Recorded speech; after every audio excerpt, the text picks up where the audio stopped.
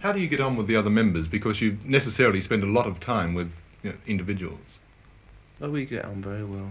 I mean, one big happy family, we are. When people have to travel together and live so closely together, it's almost inevitable for frictions to develop. Have these ever been a problem with the Rolling Stones? No, never had any frictions.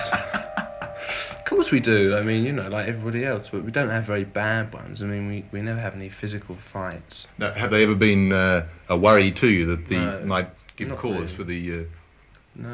No, they've never given me any worries at all. I mean, we haven't had hardly any frictions, really. That's really been a very nice scene.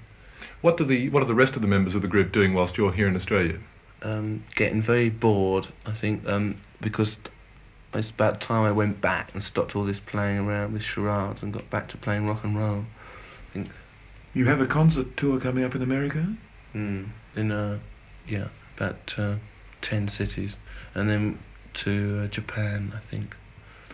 You haven't done any concerts for quite some time. No, we did try and keep our hand in by doing one big one a year. We did one in July, and we did one last year in the spring.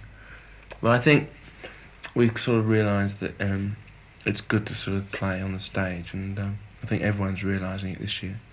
Bob Dylan's sort of done some concerts, and we've done concerts, and more or less everyone's doing them again.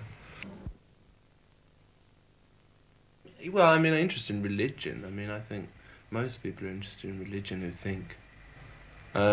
Did you in fact go to India at all? No, I've never been to India. My brother's been there for years. I'm going to see him in a little while. What does your brother do?